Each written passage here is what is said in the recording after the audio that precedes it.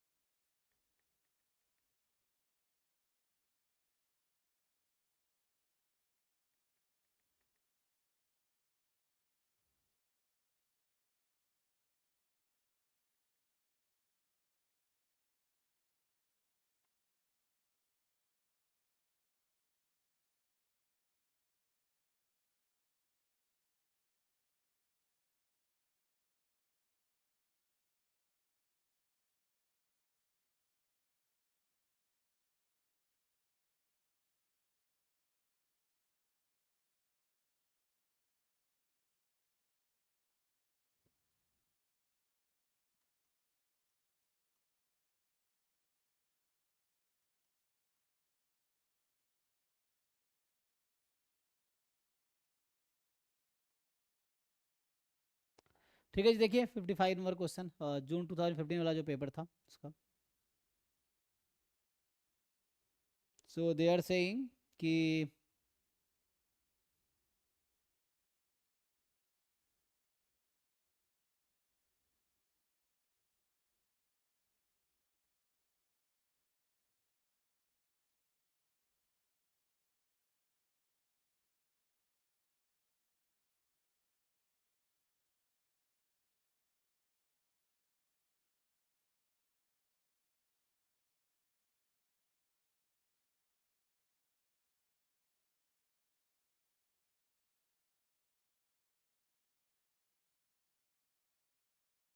इसका भी देखता हूँ कौन सा है।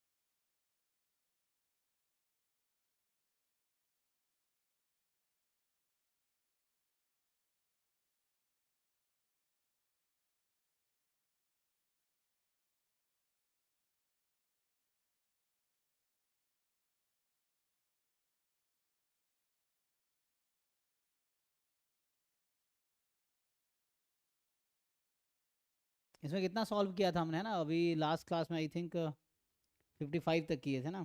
सो 54 तक किए थे शायद। हम्म। ठीक है, अभी इसका बाकी का मैं अभी देखता हूँ एक बार करके, जब तक इसका कुछ पार्ट, अगले पार्ट देखते हैं यहाँ पे।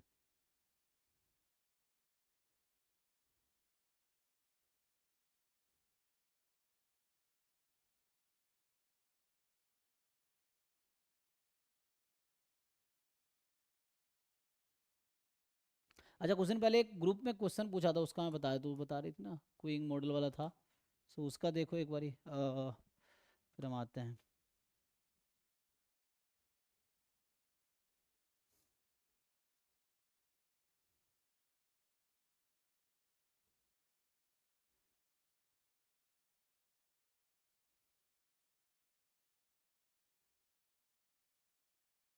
ये जो है ना, संजीवनी ने भेजा था, देखो एक बारी, इसको पहले देखते हैं फिर बाकी क्वेश्चन पे आते हैं। ये ग्रुप में मैंने भेजा ना, इन्होंने भेजा था उस दिन। तो इसको एक बार ट्राई करके देखो क्या है, मतलब थ्योरी थोड़ा कोशिश करो। हालांकि थ्योरी अभी उसमें बाकी है, फिर भी क्वेश्चन ट्राई करके देखते हैं।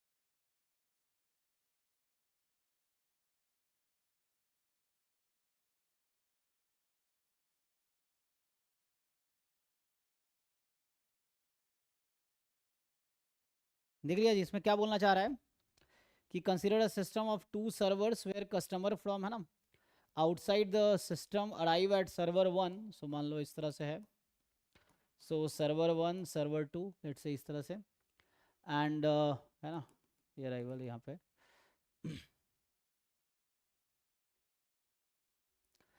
तो कह रहा है कि आपके पास जो संजीवनी है, इनका ही डाउट था ना जी आपका। सो देखो तो इसमें क्या पूछना चाह रहा है कि the system arrive at server one with Poisson rate. तो जो सर्वर वन का जो अराइवल है, लेट्स से इसको मैं बोलूँ कि, है ना, इसका जो अराइवल है वो है पॉइसन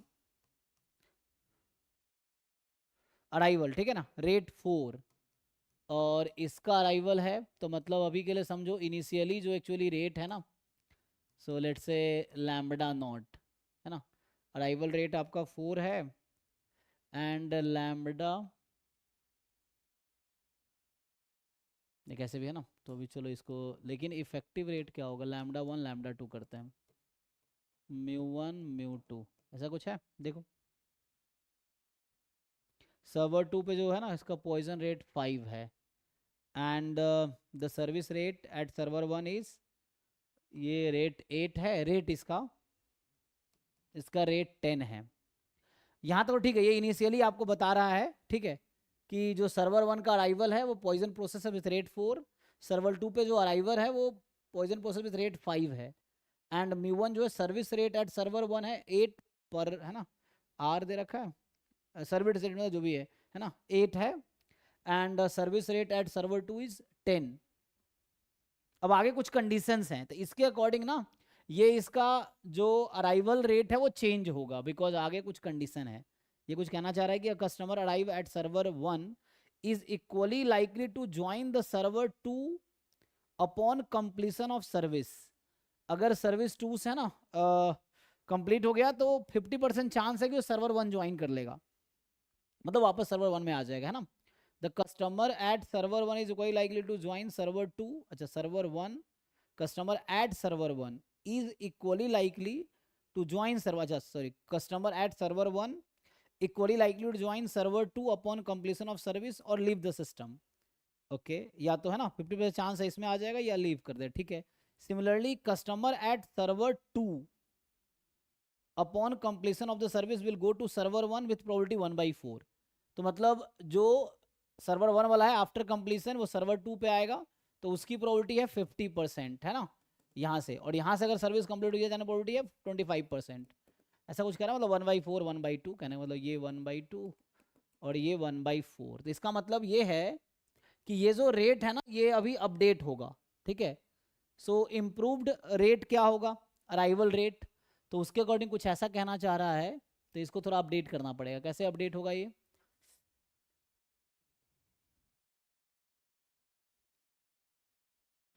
मतलब ये तो इनिशियल रेट था ना, लेकिन बाद में ये जो कंडीशन बता रहा है उसके अकॉर्डिंग रेट चेंज होगा, ठीक है ना, आफ्टर द जो कंडीशन बता रहा है उसके अकॉर्डिंग क्या हो जाएगा, then the expected number of customer in the queue, ये आते हैं, ये तो है ना, वेटिंग फॉर द सर्विस, दोनों का वो निकालना है, डब्ल्यू क्यू नोटेट डिनोट किया था ना हमने, expected number of customer in the Q waiting for service.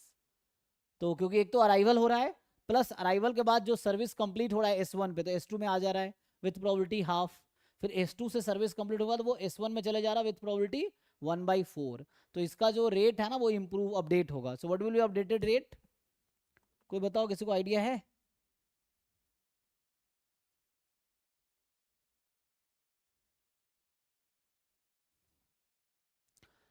तो एक्चुअली लैम्डा 1 क्या हो रहा है, लैम्डा 1 रेट है वो अपडेट होगा। लैम्डा 1 इनिशियल रेट 4 था, इनिशियल रेट क्या है 4 है, but once the service is completed at server 2 they will also, मतलब सर्वर 2 पे आया तो ये तो रेट 4 है, arrival at server 1, after completing at service at server 2 they will join server 1 with probability 1/4।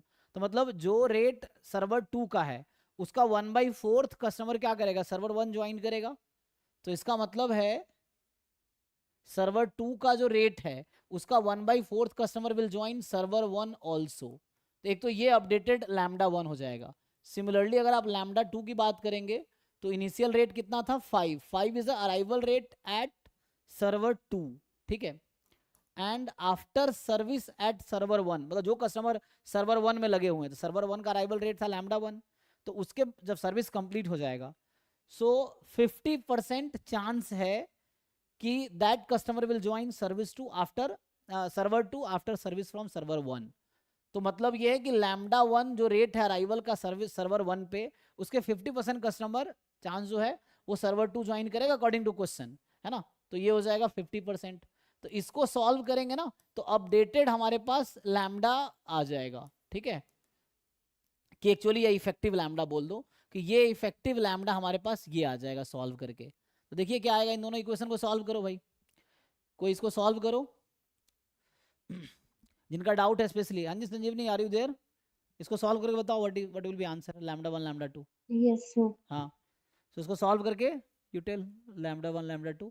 तो ये इफेक्टिव रेट होगा, मतलब टोटल अराइवल प्लस जो स्विच कर रहे हैं सर्वर 1 सर्वर 2 वो मिला के the effective rate of arrival at server 1 and server 2 will be this. इसको सॉल्व करके एक बार आंसर बताओ क्या आता है। मतलब अपडेटेड लैम्डा ये हो गया, कहने वाला अपडेटेड लैम्डा 1 इज दिस। सो ये यूज होगा एक्चुअली, और म्यू तो यही है सर्विस, जो आएगा उसका सर्विस होगा। तो इसको सॉल्व करके बताओ जरा।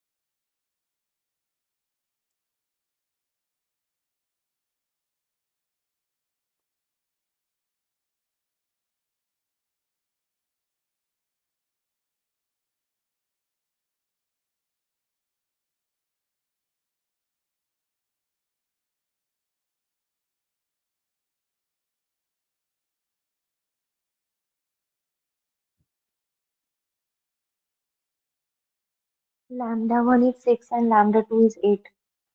तो 6 एंड 8, तो ये हमारा जो इफेक्टिव लैम्डा 1 लैम्डा 2 है ये 6 एंड 8 आ गया।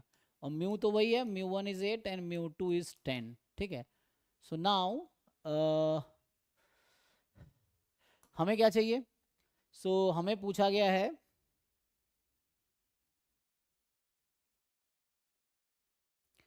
कि the expected number of customers in Q waiting for the service.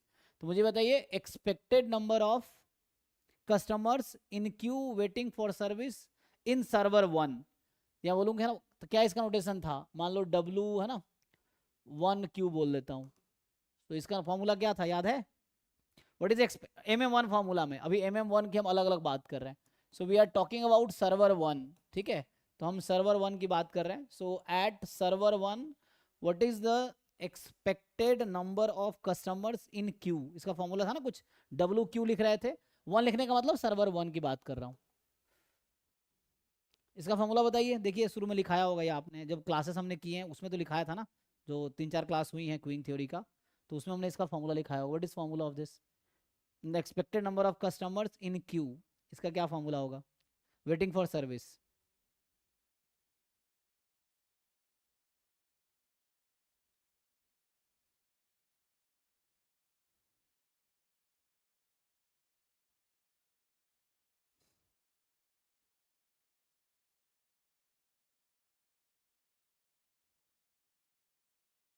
बाकी जिन्होंने नेट के क्वेश्चंस किए हैं अगर डाउट हो तो भेज सकते हो ग्रुप में, है ना, we can discuss those questions.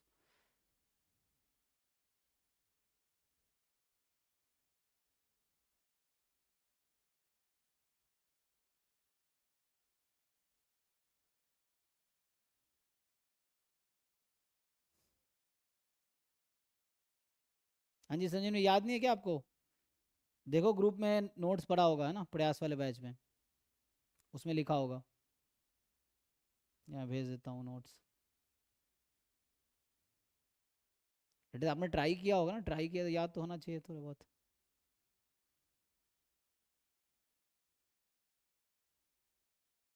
lambda upon mu into mu minus lambda. Hmm Lambda upon mu into mu minus lambda. नहीं, ये तो ऐसा कुछ है, rho square upon one minus rho kind, या ये क्या आता है, lambda square mu into lambda minus mu, ये है, पर चेक करो जो लिखाए थे हमने।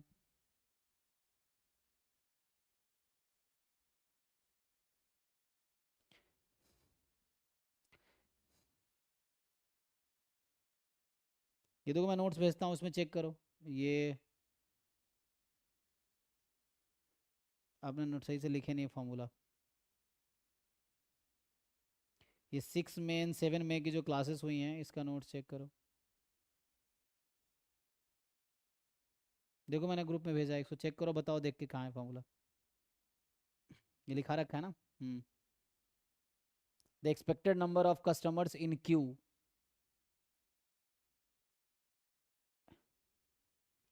है ना, expected number of customers in Q क्या है?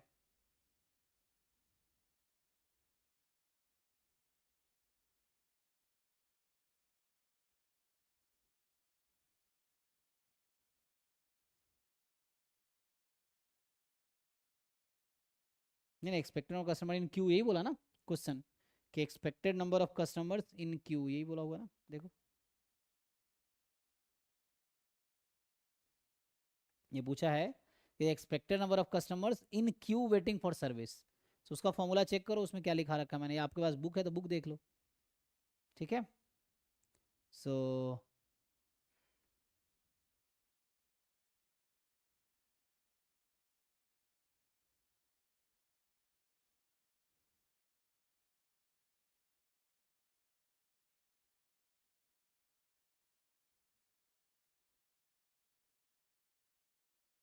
मिला कि नहीं? यही है ना, तो ये पहले के लिए निकालो, इसके लिए निकाल लीजिए आप। सिमिलरली सर्वर 2 के लिए क्या होगा, what is expected number of customer in Q, तो ये हो जाएगा, या है ना, ये लैम्डा वन म्यू वन कर लो, यही होगा ना, देखो ये हो जाएगा lambda two square mu two into lambda two minus mu two, ऐसा कुछ। इसको पुट करके आंसर बताइए क्या आएगा। सो इसका आंसर क्या है फर्स्ट वाले का, W1 W2, है ना, W1 W2 बोल रहा हूँ इसको मैं। तो हमें एक्चुअली इस क्वेश्चन का जो आंसर पूछा गया है, WQ1 प्लस WQ2, मतलब 1 for the server 1, 2 for the server 2, तो ऐसा कुछ पूछा गया है। आपके पास सारी वैल्यूज हैं यहाँ पे, है ना, ये वाला यूज़ करना है आपको। So you have to use this data, ठीक है। इसको यूज़ कीजिए, इसमें W1 W2 निकालिए और पुट करके देखिए क्या आता है। या आप रो वन पहले निकाल लेते हो, रो वन में निकाल सकते हैं, रो वन एंड रो टू निकाल लो, उससे ईजी रहेगा। सो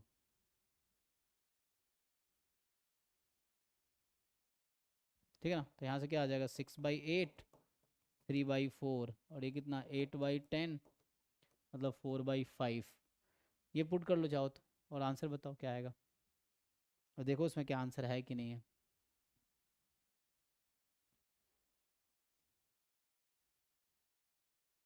तो अगर हम ये यूज़ करें तो ये वाला हटा देते हैं, तो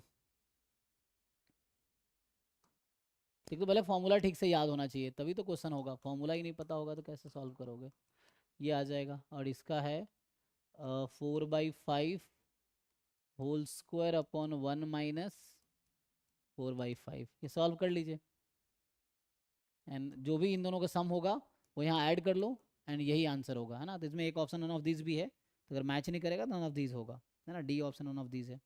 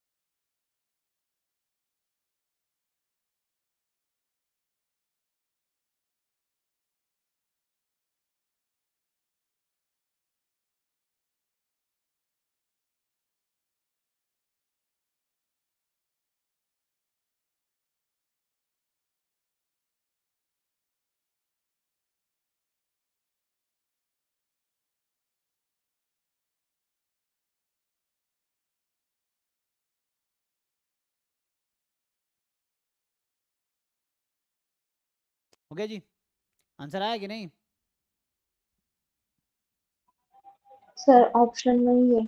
हाँ तो नॉन ऑफ दीज होगा, डी डी ऑप्शन है नॉन ऑफ दीज। आपके पास हाँ आंसर की है इसका? हाँ हाँ, ऑप्शन आंसर की में ए दिया है। चेक कर लीजिए क्या है उसमें।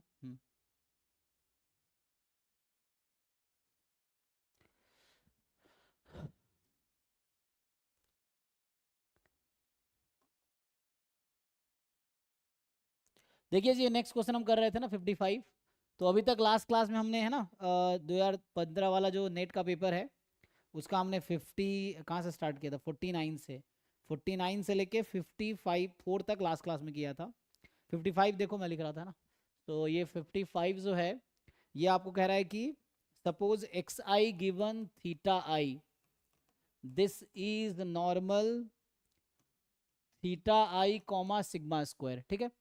So xi given theta I is normal theta I comma sigma square for I is equal to 1 2। तो मतलब ये कहना चाह रहा है दैट इज कि x1 given theta 1 is normal theta 1 comma sigma square and x2 given theta 2, ये Bayesian का क्वेश्चन होगा ना, Bayesian estimation. So x2 given theta 2 is normal theta 2 comma sigma square, ठीक है।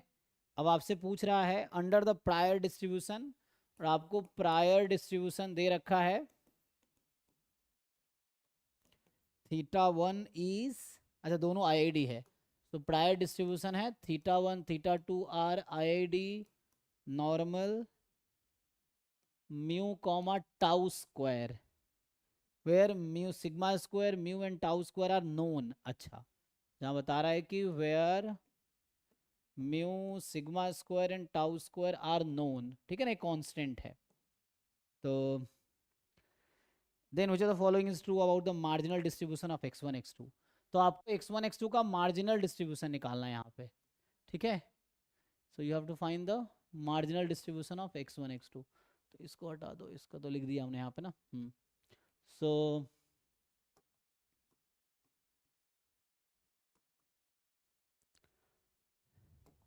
देखिए,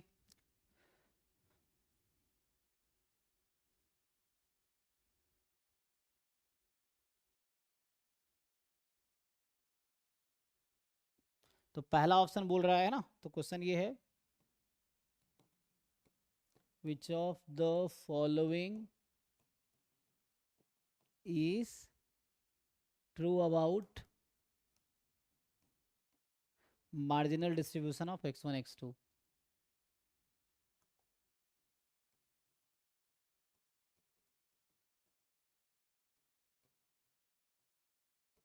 x1 एंड x2, ठीक है। तो ये जो ऑप्शंस हैं, ए बोल रहा है कि x1 comma x2 are IID normal mu comma sigma square plus tau square, ये वही tau square plus sigma square है ना। दूसरा ऑप्शन है बी जो है x1 x2 are not normal, x1 and x2 are not normally distributed.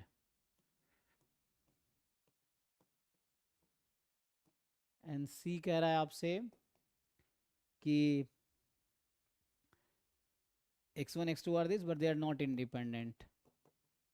सो ये actually theorem based statement है, अगर आप थ्योरम याद है तो, नहीं तो प्रूफ करना पड़ेगा। So x1 and x2 are normal mu comma tau square plus sigma square but not independent, है ना, दे आर नॉट इंडिपेंडेंट। और नेक्स्ट कह रहा है आपसे डी जो है कि x1 x2 are normally but not identically distributed. So x1 and x2 are normal तो है ना, नॉर्मली डिस्ट्रीब्यूटेड या नॉर्मल है ना, नॉर्मल रैंडम वेरिएबल है बट नॉट आइडेंटिकल डिस्ट्रीब्यूशन, है ना, नॉट आइडेंटिकली डिस्ट्रीब्यूटेड। देखिए ये बेसिक हाँ थ्योरम का पार्ट है। तो x1 गिवन थीटा 1 नॉर्मल, फिर से पढ़ देता हूँ ना। अच्छा इंडिपेंडेंट था वो, एक मिनट यहाँ लिखना था ना, दे आर इंडिपेंडेंट, ये इंडिपेंडेंट दे रखा है क्वेश्चन में, मतलब x1 given theta one, normal theta one comma sigma square है, and x2 given theta two, normal theta two comma sigma square है, आर इंडिपेंडेंटली डिस्ट्रीब्यूटेड, मतलब दोनों रैंडम वेरिएबल इंडिपेंडेंट है। थीटा वन थीटा टू भी IID है, मतलब independent भी है और आइडेंटिकली डिस्ट्रीब्यूटेड भी है, नॉर्मल म्यू सिग्मा स्क्वायर से। तो x1 x2 के बारे में आप क्या कह सकते हैं? तो अगर आपको कंडीशनल डिस्ट्रीब्यूशन पता है तो मार्जिनल तो निकाल सकते हैं,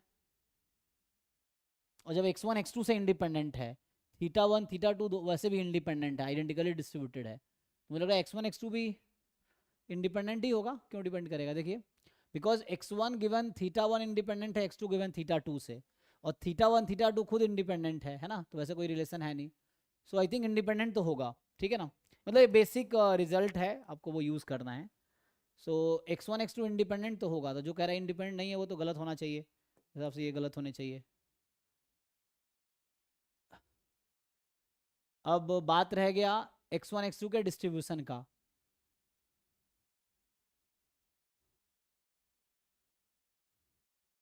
क्या लगता है आप लोगों को? बताइए, जिन लोगों को जो लगता है। What do you think? तो बेसिक है ना, अगर हम लोग कंडीशनल से मार्जिनल कैसे निकालते हैं?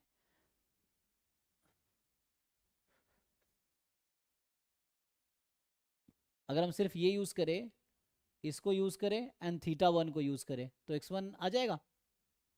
हाँ, PDF ऑफ लाइक ऐसा रिजल्ट है ना, जैसे f of x given y और इनटू में मान लो fy ऑफ y, इसका क्या लिख सकते हैं हम लोग? ये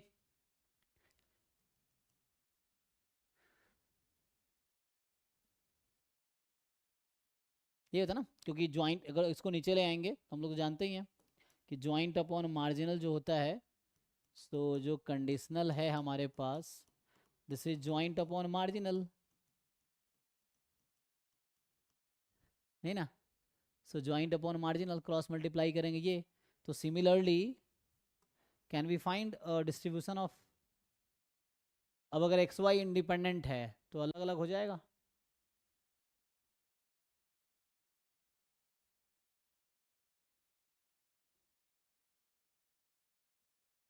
सोचिए जी, बताइए क्या आएगा।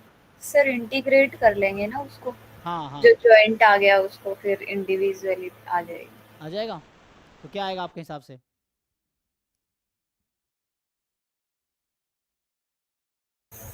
सर मेरे हिसाब से आई थिंक डी आएगा, एक बार सोल्व करके देख लेते हैं। तो ज्वाइंट से मार्जिनल है ना, जैसे आप बता रहे हैं ना, ये ज्वाइंट आ गया मान लीजिए, तो ज्वाइंट से मुझे मार्जिनल चाहिए एक्स का, तो हम लोग क्या करेंगे कि ये जो ज्वाइंट है उसको इंटीग्रेट कर लेंगे, है ना, तो ये आ जाएगा। सो यही अप्रोच है जी आपके क्वेश्चन का। सो मेनली अगर मैं ओवरऑल लिख दूं, अब ये वाला चीज़ वहाँ से उठा लूँ अगर मैं, तो क्या बन जाएगा, एक लाइन में फॉर्मूला अगर लिखे हम कि how to find marginal of x when x given y and y distribution are given, तो ये हो जाएगा, इसका तो हम लिख सकते हैं कि f y of y into f of x given y d y, ये लिखना पड़ेगा ना, डी वाई, देख लीजिए, तो ये दोनों फॉर्मूला हम जानते ही हैं, तो ये आप यूज़ कर लीजिए, आपके क्वेश्चन में भी यही काम आ जाएगा। सो मुझे अगर, हमें अगर पता है y का मार्जिनल और x गिवन y पता है, तो मल्टीप्लाई कर देंगे और y के रेस्पेक्ट में इंटीग्रेट करेंगे, तो उसका मतलब है ना, this quantity is nothing but this, और ज्वाइंट का इंटीग्रेशन मार्जिनल देगा, तो दैट्स ऑल, तो ये यूज़ करना है आपको, तो आ जाएगा ना। जैसे अब अगर मैं यहाँ लिखूँ कि जैसे लिख के देखें, अगर हम, मुझे x1 का मार्जिनल चाहिए, तो it is like x1 comma theta one का, ठीक है, थीटा वन के रेस्पेक्ट में इंटीग्रेट करना होगा, थीटा वन यहाँ पे क्या है, माइनस इन्फिनिटी से प्लस इन्फिनिटी, यही बनेगा। एंड इसको फर्दर अगर लिखें हम, so joint can be written as, हमें थीटा वन का मार्जिनल पता है और x1 गिवन थीटा वन मुझे पता है, यही हो जाएगा, तो ये निकाल लीजिए। सिमिलरली एफ ऑफ x2, तो इसमें कुछ डिफरेंस तो आएगा नहीं।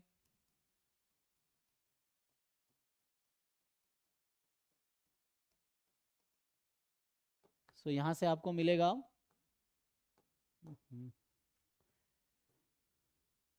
चलो लिख देते हैं F of theta two F of x2 given theta to x2 given theta to D theta two. जरा इंटीग्रेट कीजिए पीडीएफ लिख के। आपको पता है कि ये भी नॉर्मल है और ये भी नॉर्मल है, तो अच्छा ये पीडीएफ वही है जो ये पीडीएफ है ना, तो आइडेंटिकली डिस्ट्रीब्यूटेड है। और x1 गिवन है ना, x2 जो है उसका शायद थीटा1 थीटा2 में है। सो यहाँ थीटा2 इंटीग्रेट हो जाएगा, यहाँ थीटा1 इंटीग्रेट हो जाएगा।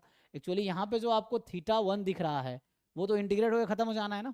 यहाँ थीटा2 दिख रहा है वो तो यहाँ पे थीटा1 के रेस्पेक्ट में इंटीग्रेट हो जाएगा, थीटा1 तो बचेगा ही नहीं यहाँ पे, और यहाँ भी थीटा2 तो बचेगा ही नहीं। तो ऑब्वियस है, आप देखेंगे जब आप इसका पीडीएफ लिखेंगे तो ये जो सिग्मा स्क्वायर तो कॉमन ही है इसका, और यहाँ थीटा1 का जब पीडीएफ आएगा तो ये थीटा1 के रेस्पेक्ट में इंटीग्रेट हो जाना है।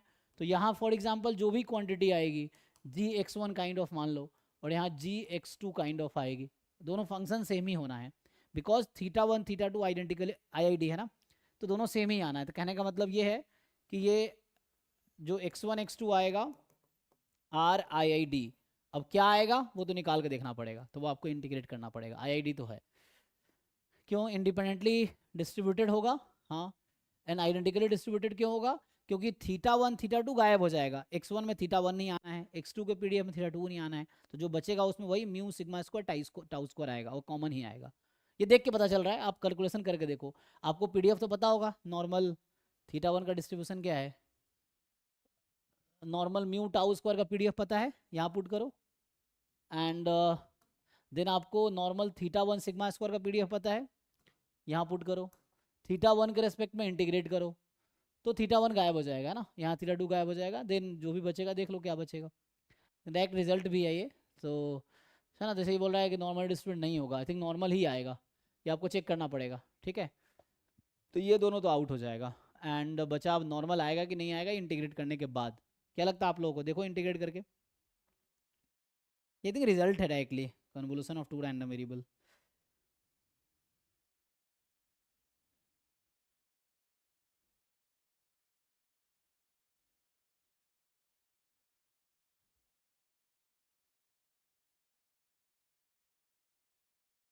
ठीक है, तो आपको इंटीग्रेट करना पड़ेगा उसके लिए, तो मेरे हिसाब से ए आना चाहिए, ठीक है, नॉर्मल ही आएगा, तो ये आ जाएगा, चेक करना आप, बट उसके लिए आपको you have to integrate this, ठीक है। नेक्स्ट देखते हैं जी, सो नेक्स्ट क्या है,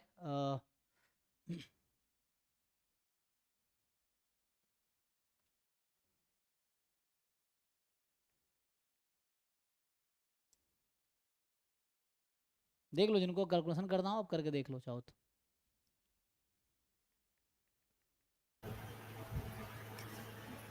सर जी तो जैसे हम टेस्ट फंक्शन डिफाइन करते हैं, इससे रिलेटेड नहीं सर, एक और थ्योरी थी। ठीक है, हाँ, तो जो रैंडमाइज्ड टेस्ट लेते हैं हम, 5x हमने कुछ भी तो लिया, तो 1 0 ले इसमें लेते हैं, जैसे मान लीजिए फॉर एग्जांपल इस काइंड ऑफ समथिंग, ये है for example x vector belongs to c, मान लीजिए, है ना, ये हो गया नॉन रैंडमाइज्ड टेस्ट, तो ये तो नॉन हाँ रैंडमाइज्ड है। ये हो गया नॉन रैंडमाइज्ड, तो टेस्ट फंक्शन, और रैंडमाइज जब लिखेंगे आप तो इसी में क्या डिफरेंस आएगा, बस प्रोबेबिलिटी लग जाएगी। हाँ यहाँ पे आप p लगा लो, सो यहाँ पे कुछ प्रोबेबिलिटी ले लो आप, है ना, तो ये आ जाएगा।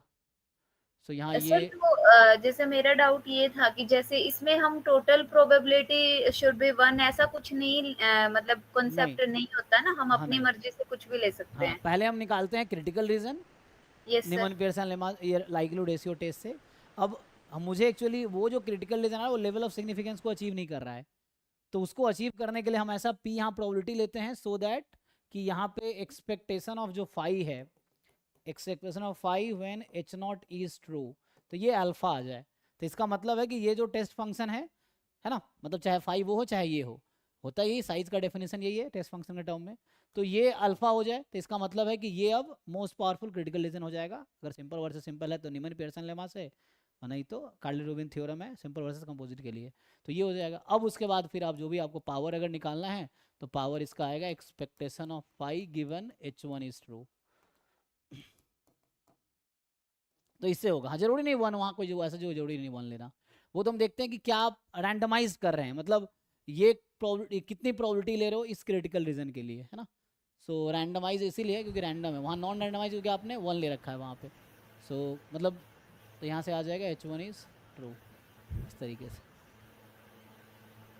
Okay sir.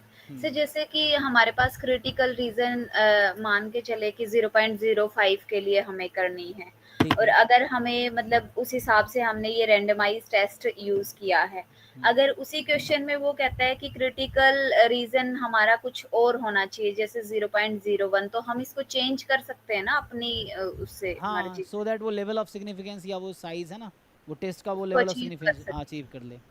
Okay sir. बताइए जी। तो नेक्स्ट क्वेश्चन जो है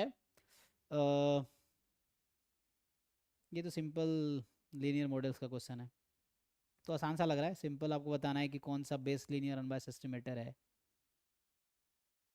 देखो ये नेक्स्ट क्वेश्चन देखेंगे अभी, जब तक ये देख लो, किसी को डाउट हो तो बताना।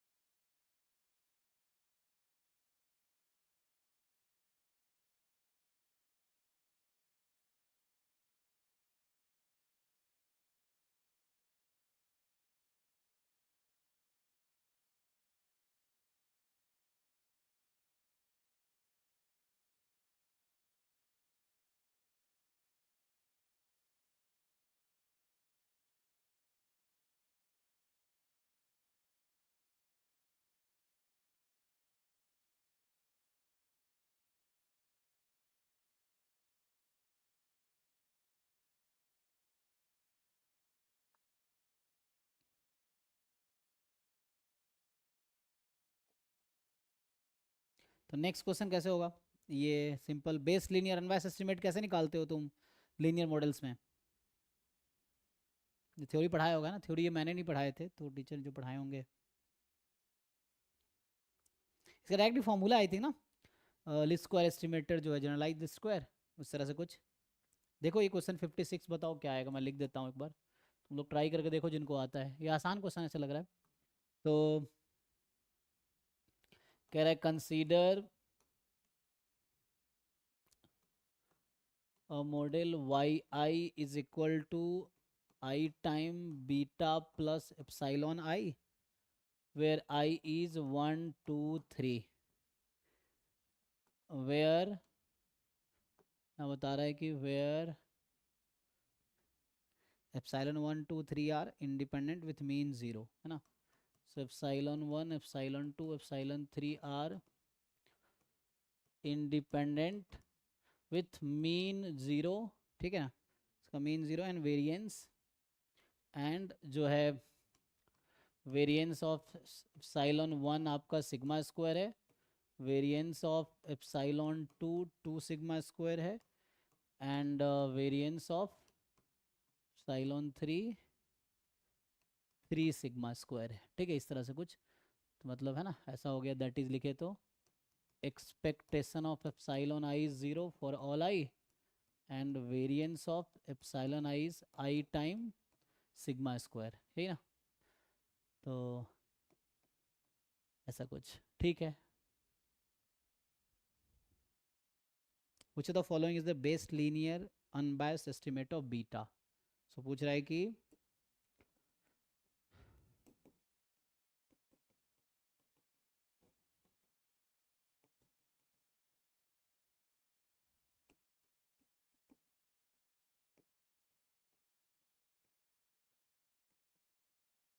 यही है base linear unbiased estimate of beta. तो ऑप्शंस जो हैं आपके पास 1/6 y1 plus 2y2 plus 3y3, ये स्मॉल में भी लिख सकते हैं। ये है बी में जो आपको दे रखा है 6/11 y1 plus y2 upon 2 plus y3 upon 3। सी जो है आपके पास 1/6 y1 plus y2 plus y3 and D है आपके पास 1/10 3y1 plus 2y2 plus y3, ये है। बताइए कैसे सॉल्व करेंगे आप।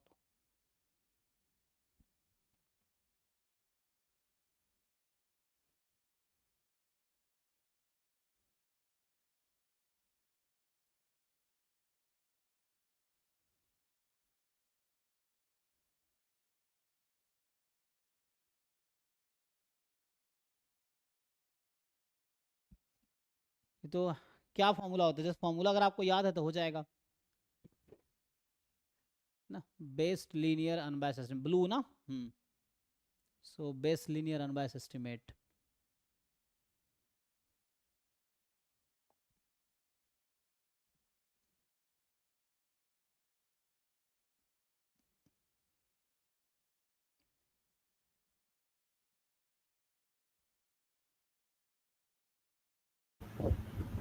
सर सॉल्व कर रहे हैं, 1 मिनट देना। हाँ करके देखिए, आसान, मतलब जिनको थोड़ा बहुत आइडिया है, यू जस्ट अप्लाई, फॉर्मूला पता है, कैलकुलेट करके देख लो क्या आएगा।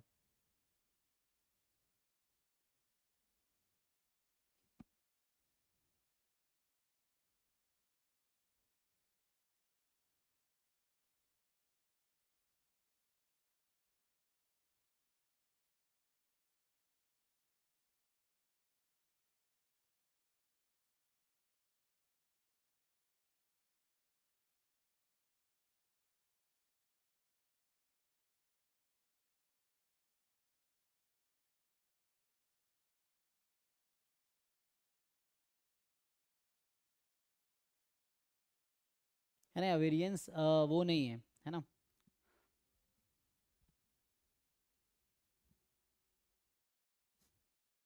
सेम नहीं है ईच एरर टर्म का। तो हेट्रोस्केडास्टिसिटी है,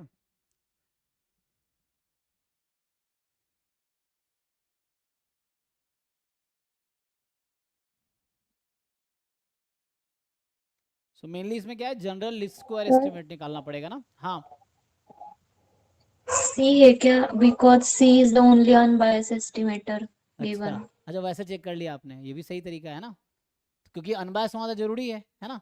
तो वैसे भी आप देख सकते हैं कि कौन सा अनबायस्ड है। देखो जी बाकी लोग आंसर की क्या है, देखो आंसर की जून 2015 वाला पेपर ही है। बायस्ड तो डी भी है, डी भी है, अच्छा। चेक करना पड़ेगा फिर वेरिएंस से। तो मतलब अगर ए बी अनबायस्ड नहीं तो आउट हो जाएगा, फिर इनमें से कोई सही होगा इसका मतलब, अगर वैसा है तो। तो मेनली यहाँ पे है ना वेरिएंस अलग अलग एरर टर्म का है, तो आपको जनरल लिस्ट स्क्वायर एस्टिमेटर निकालना पड़ेगा, है ना।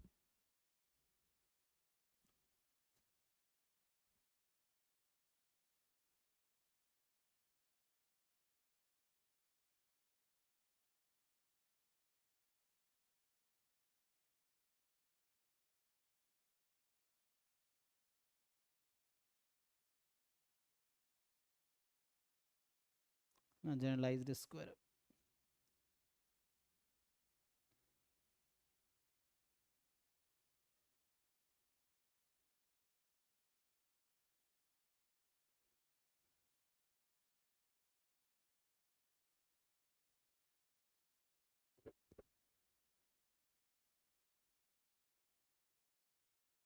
ऐसे भाई तो आंसर आपका सही है, शायद सी ही है ना। आंसर की एक बार चेक कर लेना आप लोग ऑफिशियल, तो आंसर तो सी ही है, लेकिन देख लेना।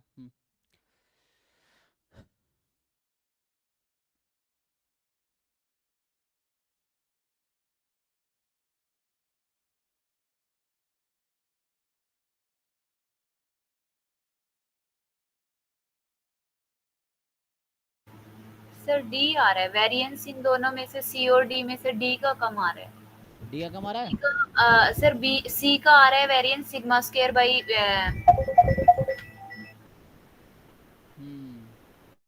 चेक करो बाकी लोग। तो मेनली आपको क्या करना होगा यहाँ पे, गॉस मार्कोव थ्योरम है ना, वो लगाना है। तो मेरा तो बी आ रहा है। सर B बी आ आ रहा है, बी आ रहा है, वो B आ दोनों रहा है। उसका सिग्मा स्क्वायर बाई 6 आ रहा है सी का, और ये? इसका sigma square by 5। Sir yes sir.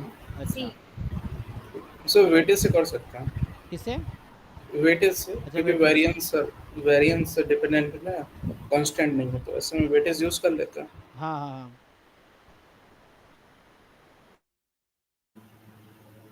Answer की मैं देखो, देख लो ऑफिशियल आंसर की होगा ना, 15 जून का, ये जून 2015 एक कोड वाला पेपर है। एक बार चेक करो कोई ऑफिशियल में क्या आंसर है ना। मे बी अगर बी है तो हो सकता है इन्होंने ऐसे ऑप्शन बनाए होंगे सारे अनबायस्ड होंगे, ऐसा बनाया होगा इन्होंने ना, कुछ ऐसा। क्योंकि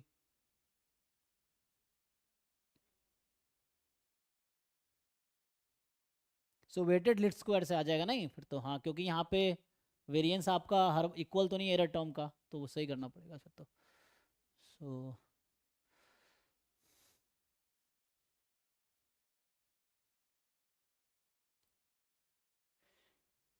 ना, क्योंकि ये होमोसेरासिसिटी नहीं है ना यहाँ पे, ऐसा कुछ।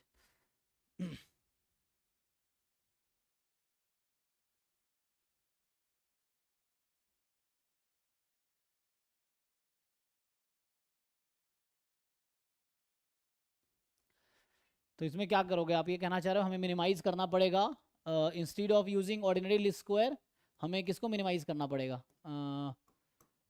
इसको समेसन जो वेट है, वेट यहाँ क्या लेंगे, 1/i सिग्मा स्क्वायर, ऐसा कुछ, या आई।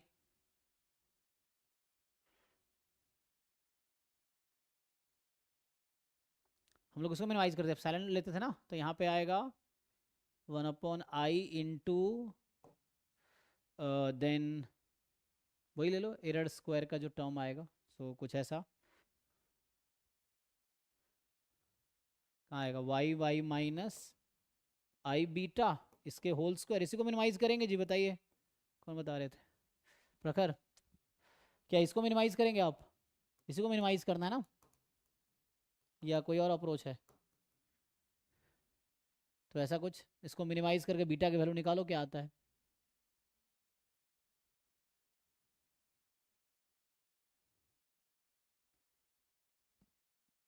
तो इसको मिनिमाइज करके बीटा की वैल्यू निकालिए, क्या आएगा ना, i1 3 है तो यहाँ i1 2 3 है, और नहीं तो है ना रिजल्ट यूज़ कर लीजिए।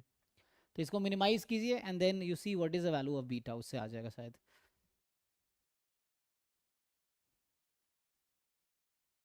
या अगर रिजल्ट आपको पता है तो रिजल्ट से भी हो जाएगा।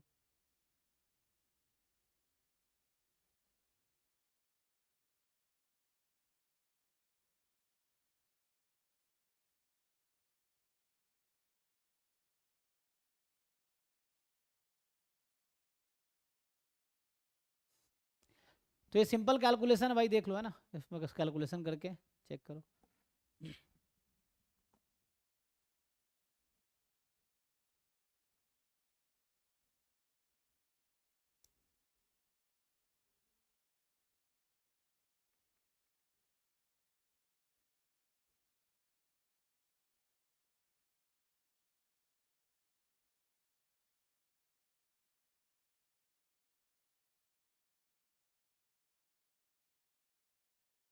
ये भी नेक्स्ट क्वेश्चन बहुत बेसिक कैलकुलेशन वाला है, तो ये आप इजीली कर लोगे।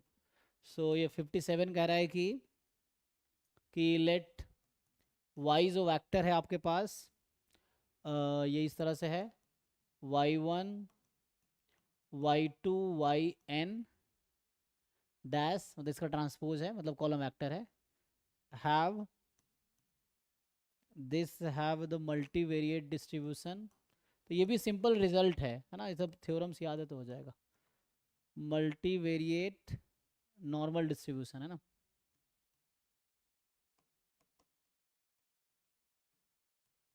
तो ये है नॉर्मल 0, i, ठीक है। यहाँ n वेरिएट है, ऐसा लिख लो, नाउ सो वाई का डिस्ट्रीब्यूशन है नॉर्मल 0 कॉमा आई, मतलब म्यू कॉमा है ना, ये variance covariance matrix identity matrix है। तो which of the following is the covariance पूछ रहा है कि ये बेसिक क्वेश्चन है, which of the following is covariance matrix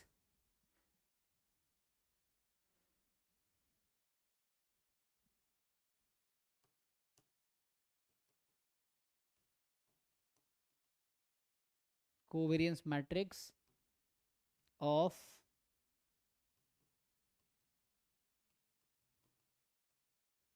of the conditional distribution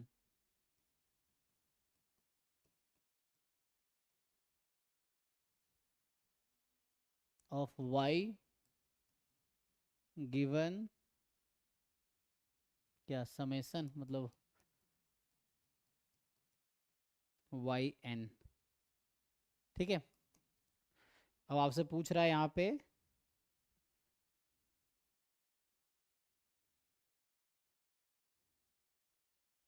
so option A में है आइडेंटिटी मैट्रिक्स, ऑप्शन बी आपको बता रहा है आई प्लस वन, ये वेक्टर है ठीक है ना, 1 × 1 ट्रांसपोज अपॉन n।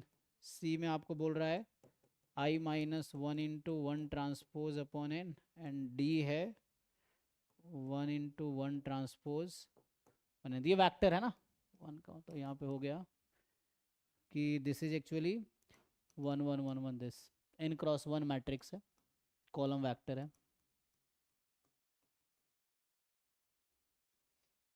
तो यहाँ जो नोटेशन में लिखा है ना, इसको थोड़ा बोल्ड करना पड़ेगा या तो, है ना, उससे समझने के लिए।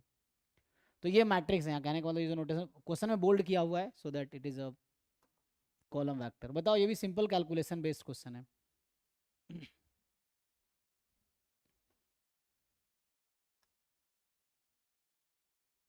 कैलकुलेट करो, बताओ, आसान है ये तो।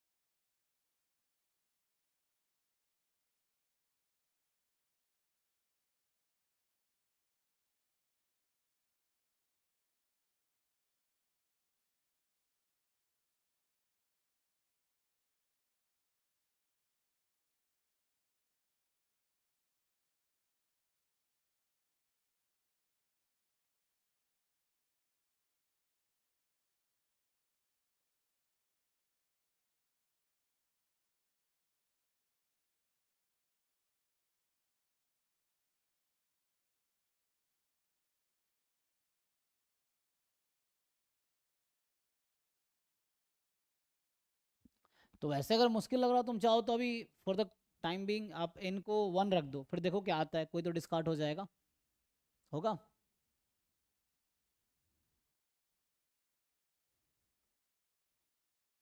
नहीं तो फॉर्मूला लगा लो सीधा सीधा कंडीशनल।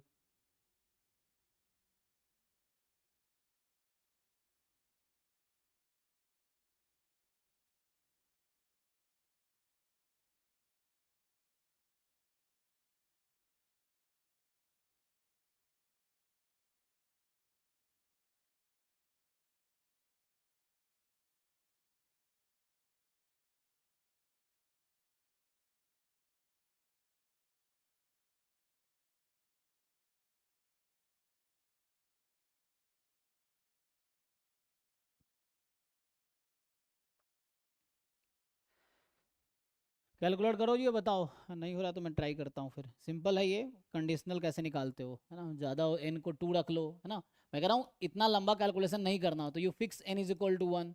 देखो क्या आंसर आता है, जो नहीं आएगा वो आउट हो जाएगा।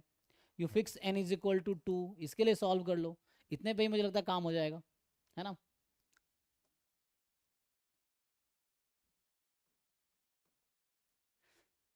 तो वैसे अगर 1 रखोगे फिर तो y1 गिवन y1 आ जाएगा। अच्छा, तो उस केस में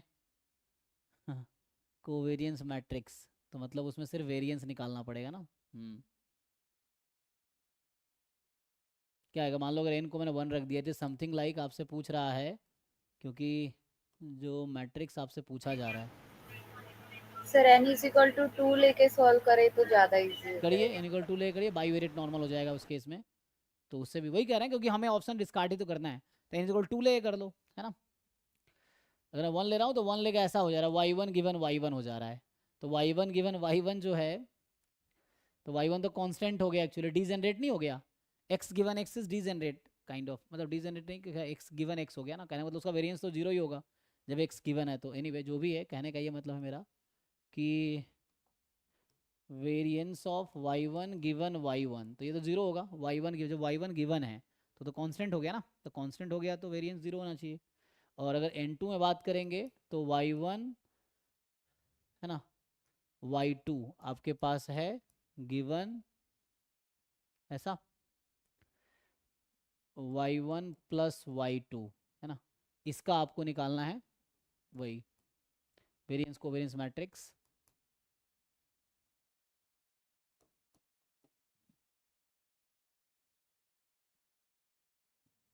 निकालिए, बताइए।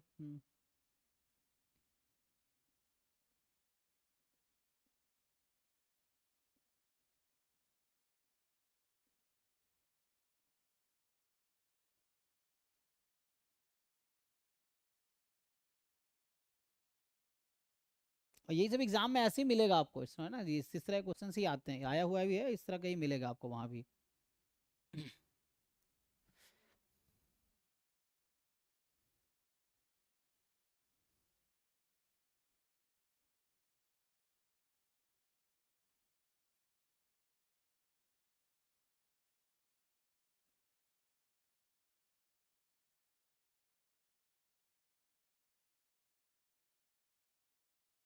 n इक्वल 2 रख लो, फाइनल आंसर निकालो और ऑप्शन में ही पुट करो और देख लो क्या आएगा।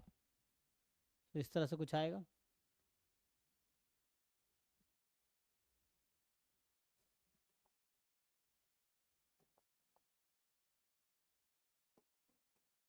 ये क्या थ्योरम क्या होता है इसका, जो थ्योरम है आपके पास।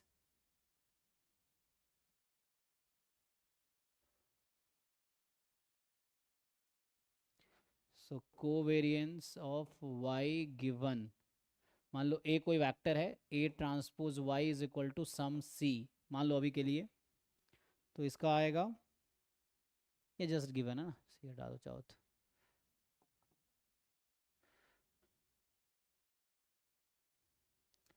So this is sigma minus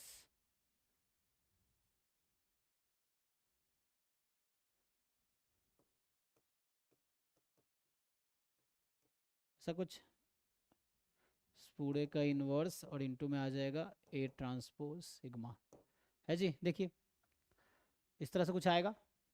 तो आपके केस में जो a वेक्टर है वो 1 1 है ना।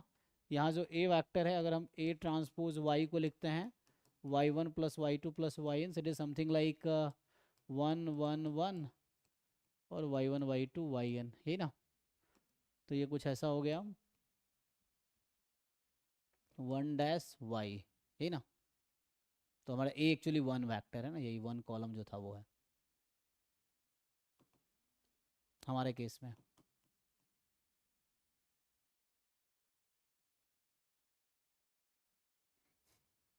ये आपका क्वेश्चन है, आप ही सॉल्व कीजिए।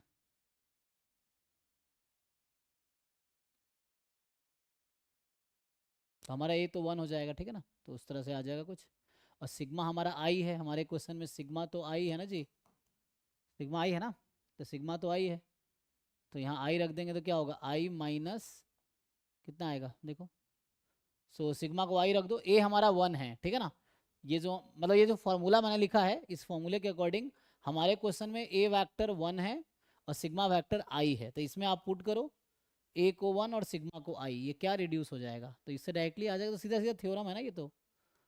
सो ये कुछ आपका आई है, तो आई माइनस, तो सिग्मा तो आई है, सो ये बचेगा 1, सो ये एन हो जाएगा, है ना, एन हो जाएगा जी, क्योंकि ये तो आई है, तो A transpose A, so A transpose A, ये एन हो जाएगा, तो यहाँ आना है 1/n, और ये 1 है, ये आई हो गया 1 ट्रांसपोज, तो आसान है, ऐसे ही आ गया 1 ट्रांसपोज, इस तरह से कुछ, तो ऐसे बी आ गया देखो। तो ये सीधा सीधा मल्टीवेरिएट है ना, डिस्ट्रीब्यूशन में मल्टीवेरिएट एनालिसिस में आपने ये थ्योरम पढ़ा होगा। सो हमारे केस में है ना, ये सी का कोई काम नहीं, बस ये बताना है गिवन है, बस ये मतलब है, तो इसका जो फॉर्मूला होता है यही होता है।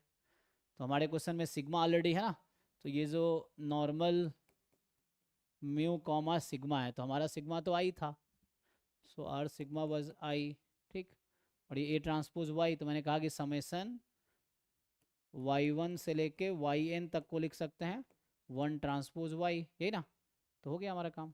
तो हमारा क्वेश्चन था कोवेरियंस y गिवन 1 ट्रांसपोज, या वही 1 डैश, वही बात, तो y से निकाल लो, ठीक है। तो ये हमारे केस में आया है i माइनस 1/n ट्रांसपोज, अगर ट्रांसपोज ऐसे लिखना है ट्रांसपोज में लिख लो एक नोटेशन में, ओके। आई थिंक इसमें कोई दिक्कत नहीं होना चाहिए, देख लो सीधा सीधा फॉर्मूला बस याद होने चाहिए, नहीं तो बाईवेरिएट नॉर्मल लो, बाईवेरिएट नॉर्मल से फाइंड करो, जो आंसर आएगा फिर इसमें पुट करो, या तो थ्योरम याद हो तो थ्योरम याद है, सीधा सीधा पुट कर लो, उससे हो जाएगा। देख लीजिए जी, कुछ पूछना है तो पूछिए।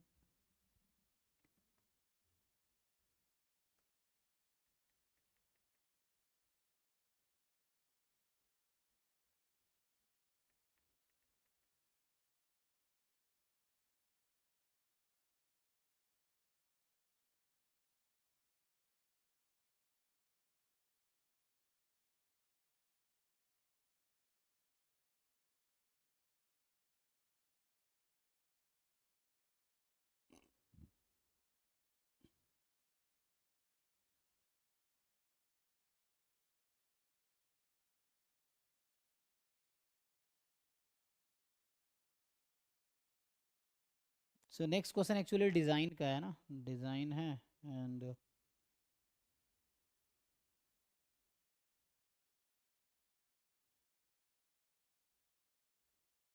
देखो एक नेक्स्ट को लिखता हूँ मैं 60 नंबर सीधा, बीच में 2 क्वेश्चन डिज़ाइन का है, तो उसको मैं भी स्किप करता हूँ, उसको देखना पड़ेगा। 60 कुछ ऐसा कह रहा है कि मान लो x1 x2 xn जो है, this is IID exponential with mean lambda, मतलब एक्सपोनेंशियल रेट लैम्बडा है, ठीक है, तो एक्सपोनेंशियल विथ रेट लैम्बडा, और आपको बता रखा है Sn जो है x1 plus x2 up to xn है, एंड स्मॉल कैपिटल N जो है this is infimum of n more than equal to 1 such that Sn is more than 1। तो ये क्या था एक्चुअली, इसको अगर आप देखोगे कहीं ना कहीं रीन्यूएबल प्रोसेस से कुछ रिलेटेड है, मे बी रीन्यूएबल प्रोसेस होता है ना, काउंटिंग प्रोसेस, तो उससे शायद रिलेटेड है कुछ। तो पूछ रहा है आपसे देन वेरिएंस ऑफ n बताओ क्या होगा। तो ऑप्शंस जो है आपके पास 1 लैम्बडा, लैम्बडा स्क्वायर और इन्फिनिटी, ये 4 ऑप्शन है। देखिए है ना, कुछ काउंटिंग प्रोसेस में इस तरह के क्वेश्चंस अप्रोच मिलते हैं ना, आप अगर काउंटिंग प्रोसेस देखोगे तो ये आता है,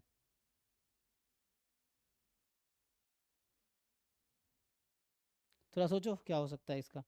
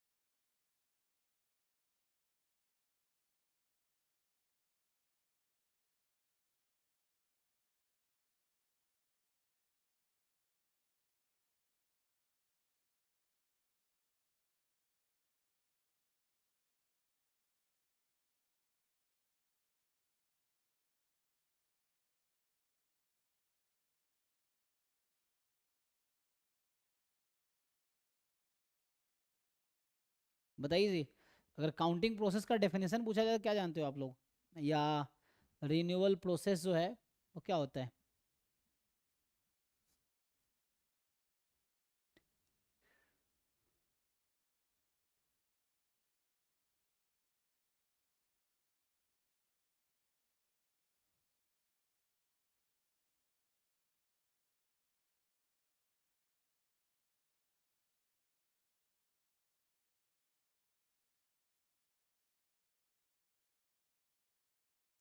ये आपने पढ़ा है, continuous time stochastic process, continuous time Markov chain, तो कुछ आता ना उसमें आएगा ये।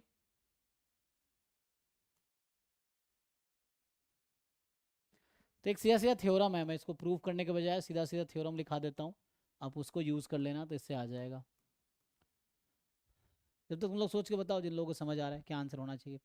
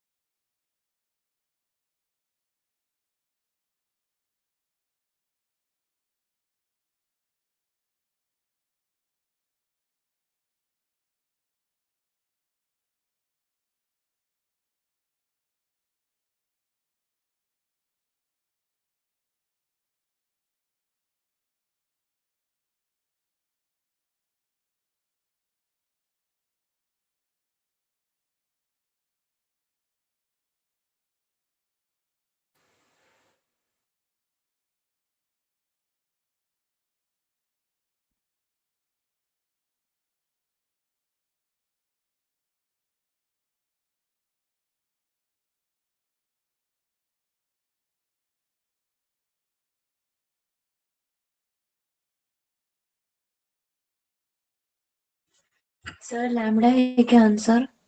कितना आंसर है? लैम्बडा। आंसर तो मुझे भी नहीं पता, उसका आंसर की देखना पड़ेगा। आंसर की होगा ना उसमें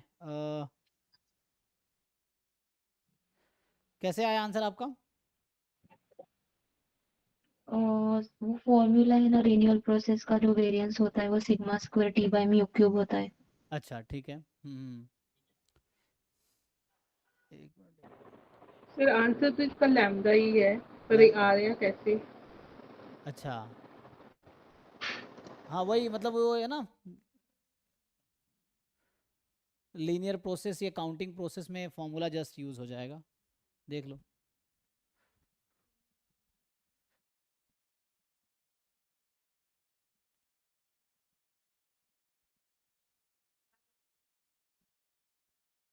खत्म करते।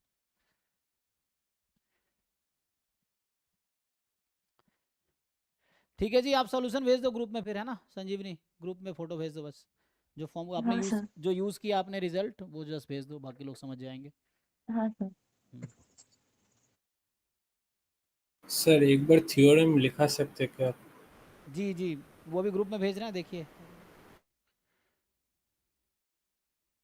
उसका थोड़ा सा थ्योरी देखना पड़ेगा, है ना। तो रॉस में मैंने कुछ पढ़ा था इस तरह से, जो एस एम रॉस की बुक है ना, स्टोकेस्टिक प्रोसेस, ये बुक में देखिए, उसमें जाके आप थोड़ा पढ़ेंगे ना, तो इस तरह से उन्होंने कुछ डिफाइन कर रखा है, काउंटिंग प्रोसेस या रिन्यूएबल प्रोसेस ऐसा कुछ डिफाइन कर रखा है। तो उसमें जाके थोड़ा पढ़िए, तो मुझे उससे कुछ याद आ रहा है। तो उसमें फॉर्मूला देखेंगे तो डायरेक्टली थ्योरम है ये, है ना। एस एम रॉस की जो बुक है आप गूगल कर लीजिए, S M Ross stochastic process, इसमें है ना, आई थिंक चैप्टर नंबर में भी 2 या 3 ही है, याद तो नहीं, मगर मैंने पढ़ा हुआ है ऐसा कुछ, तो उसमें एक थ्योरम है, तो उससे डायरेक्टली आ जाएगा। ठीक है, मे बी काउंटिंग प्रोसेस या इस तरह से कुछ डिफाइन कर रखा है। हाँ, या रीन्यूअल प्रोसेस, इसमें आपको ये रिजल्ट मिल जाएगा, इससे आंसर आ जाएगा, देखिए। मुझे बुक खोलना पड़ेगा, देखता हूँ 1 मिनट। तो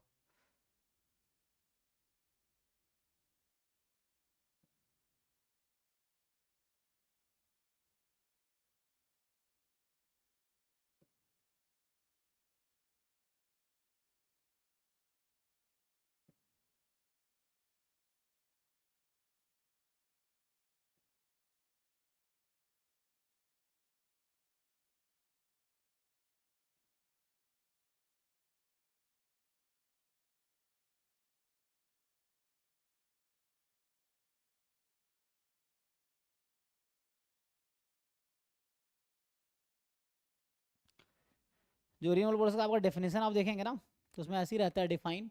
जस्ट आप एक बार चेक करो, ये टॉपिक एक बार जस्ट पढ़ लो आप, ये बुक खोलो स्टोकेस्टिक प्रोसेस रॉस का, उसमें आप जस्ट है ना, ये में भी जो है ना पॉइजन प्रोसेस का अगला टॉपिक है, ये पहले पॉइजन प्रोसेस है उसमें, फिर रीनेबल प्रोसेस है, ये एक टॉपिक होगा।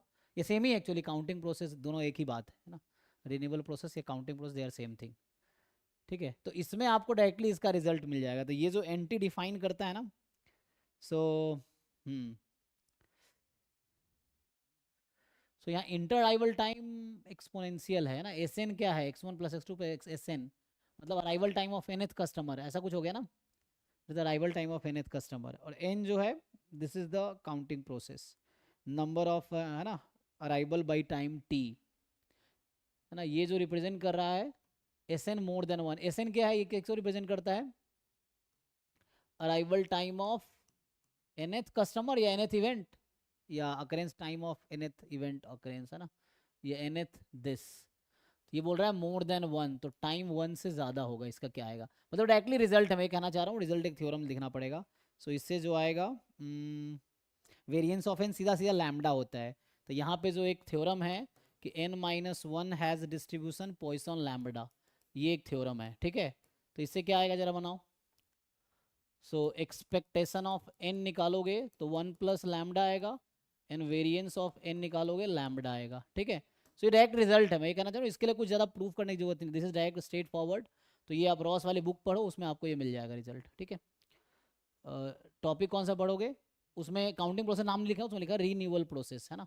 सो रीन्यूअल प्रोसेस और काउंटिंग प्रोसेस सेम ही है, देख लीजिए फिर भी। This is the first passage time over time 1, है ना, first passage time over time 1, तो है ना ये चीज़ है। सो जस्ट ये एक रिजल्ट है विद दिस रिगार्ड, है ना, ये अजम्पशन है, इसके अकॉर्डिंग ये होगा n-1 is Poisson lambda, then ये आ जाएगा, इससे देख लो एक बारी।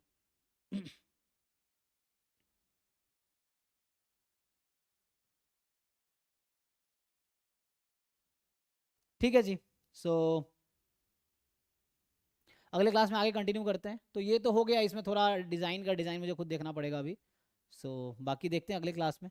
सो अभी हमने है ना मेनली कुछ क्वेश्चन 2015 वाले डिस्कस किए, कल भी इसको कंटिन्यू करूँगा, बाकी जो आपके डाउट्स होंगे आप पूछोगे तो मैं ट्राई करूँगा, है ना, ये कि मुझे भी सीखना ही है। सो ये है, सो आज के लिए यहीं स्टॉप करते हैं, थैंक यू।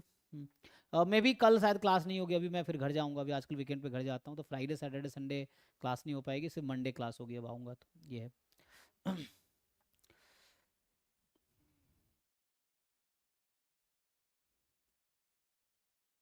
जब तक आप रिकॉर्डेड लेक्चर देखो, जो लोग हैं आपके जो ऐप में रिकॉर्डेड लेक्चर्स हैं पहले के, तो वो आप देख के कुछ सीख सकते हो, और बाकी डाउट क्लास में कोशिश करूँगा अगर हो पाया तो।